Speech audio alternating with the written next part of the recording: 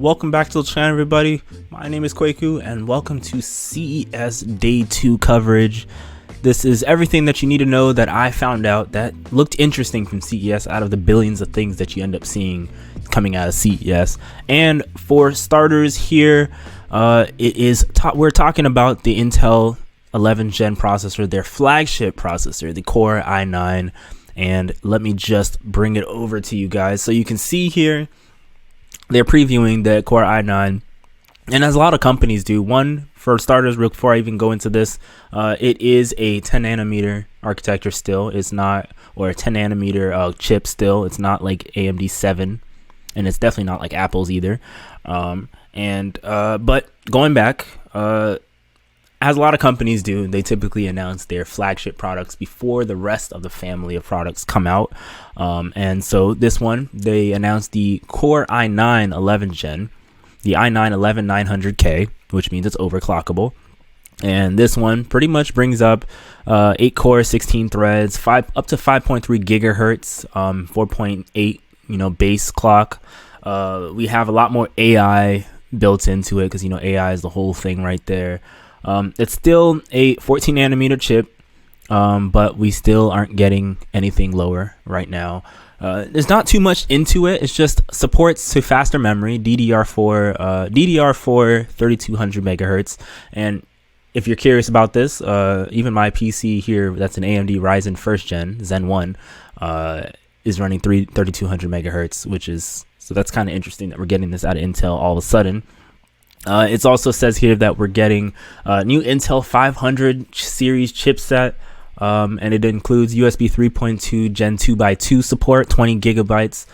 We also get 20 CPU PCIe 4 lanes, so that way you can have more lanes to do more things with discrete power and just having more expansion on your PC, on your desktop PC, which is pretty dope at all times. And yeah, so that's Intel's thing, and they're not really announcing much else yet, but here's on Windows Central, it says Core i9 will ship in Q1 2021, but Intel hasn't shared an exact release date. Now, with this whole pandemic, everything that's come out with computer hardware has been impossible to find, including these chips in general. And I have a feeling that this chip is going to be hard to find as well. So good luck finding it. I'm sure Scalper is going to get it. Moving on, though, with the hardware support, we also got from Nvidia the 3060 family. So we're not getting we didn't get anything like a 3080 Ti or anything like that. It's probably going to be a separate family. With the 3060 family, we got introduced, instead of just having the 3060 Ti, we got introduced to the 3060. And the 3060 has 4 gigabytes more memory, GDDR6 memory. It's got basically 12 gigabytes of GDDR6 memory. One thing that we're not sure, at least I'm not sure based off of these things here, is whether it has support for HDMI 2.1, because right here, let's see, it was right here somewhere. They had written, yeah, there it is. They had written on one side for the 3060 Ti that it supported these ports, but it doesn't look like they filled in the gaps for the 3060 regular. Neither have they done anything about the card length or anything, and I'm not sure if that's because there's no Founders Edition for this, because I heard the other day that they had kind of dropped any kind of mention of the 3080 Founders Edition and 3090 Founders Edition, like it doesn't exist anymore. So I don't know what they're doing with that, but you can assure that you don't need as crazy of a power supply even for the peak speeds of it. You only require 550 watts to have it on system power. And so yeah, because the graphics card power is running at about 170 watts, so I think this is going to be a good solid card for just the entry level. Not even if you want a Ti level, just entry level. You're just building a PC to get things done. 3060 RTX will be fine. You get ray tracing, you get DLSS, you get all that, and you can try playing some games, just not at that high graphics level. You'll probably be able to play it better than even a 1080, but yeah, it supports up to 8K resolution, just like its predecessor right there. And yeah, so that's that for that. Moving forward a little bit more, an interesting thing that I saw here, this is the Lenovo ThinkPad X12 detachable, very long name, but basically what this is Lenovo's Microsoft Surface Pro. that's pretty much what I have to say. It's got 2 Type-C ports. It's got one for power and one for Thunderbolt 4. It's got the same detachable keyboard design, only it's got Lenovo's little nub. In fact, if I can find a picture of it, I can find the nub. Let's see. So you can see the nub right there, this little red nub. It's got the pen loop, just like the Microsoft Surface Pro. It's got, a good display. It's a 12-inch display. It's got a kickstand, just like that too. Lenovo's signature kind of watch hinge thing design that they put on their yoga devices. Going out of this, let's go down a little bit and just see more about it. It's got modern standby. You got the pen support, obviously, which is optional. They don't have it out yet. The specs here, it says up to 11th gen Intel Core i7 V Pro, which is their 11th gen processors for professionals. Obviously, if you're getting a ThinkPad, you probably want Windows 10 Pro to manage more things on that ThinkPad. So there you get it. Lenovo recommends Windows 10 Pro.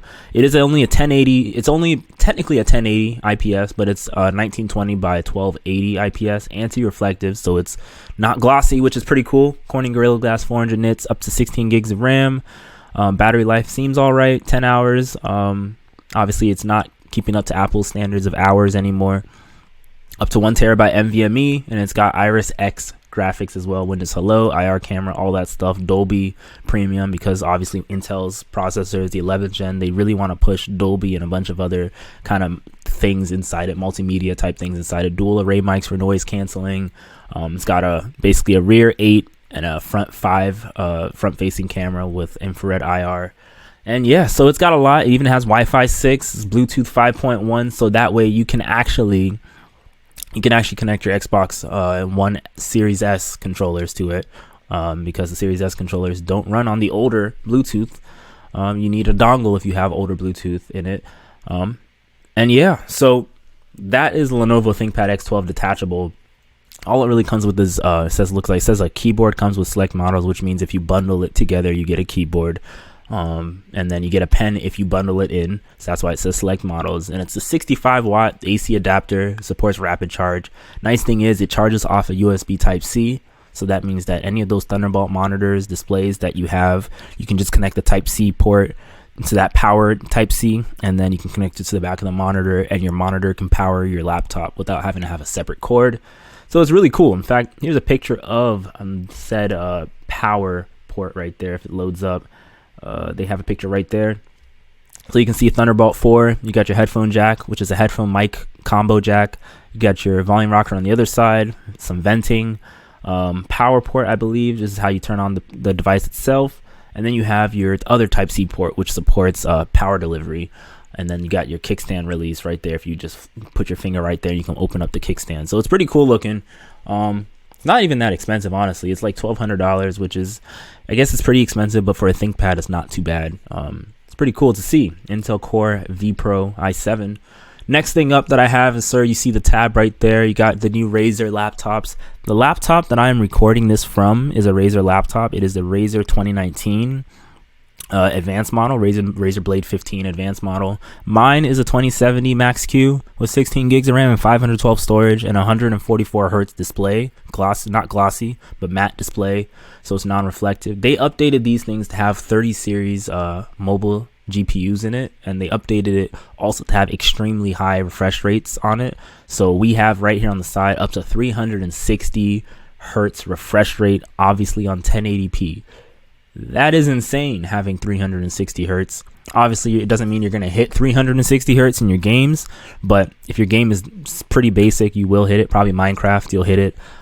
Simple games like that, you'll hit it as long as you don't have ray tracing on it. Then you'll probably hit that, or low settings on it. But for other, applications, you probably will hit 360 hertz, and that's going to be extra smooth, because already on here, I'm running 144 hertz, and it's pretty smooth. But yeah, they updated it to have, it's still 10th gen. I'm sure they're going to update it to 11th gen eventually, like quietly. It's still 10th gen. You got 3070s, 3060s, and 3080s in them.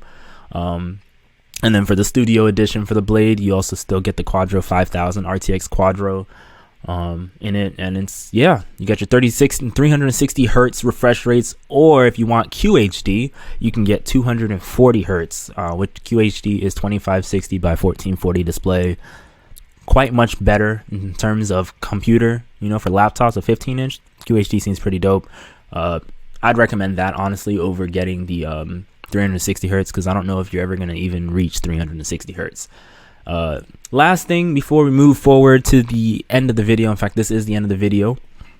Ryzen, AMD, they had their press conference today as well at CES, and well, they announced their mobile processors, Ryzen 9, 7, 5 mobile processors. So you can see they're the 5000 series processors for Ryzen. In fact, they even have up to 3 as well. So the Ryzen 3 has 4 cores, 8 threads, and then you see a boost clock down there. You can go to their website for all that information. It looks as if the Ryzen 5 starts at 6 threads. So yeah, Ryzen 5s are all 6 threads, 6 cores, 12 threads, 2.3 gigahertz, 2.1 gigahertz for the higher, and then the lower one. And then you have the Ryzen 7 series, which has 8 cores, 16 threads. So that's how they differentiate it right there. And you got a higher boost clock. You have a higher base clock as well.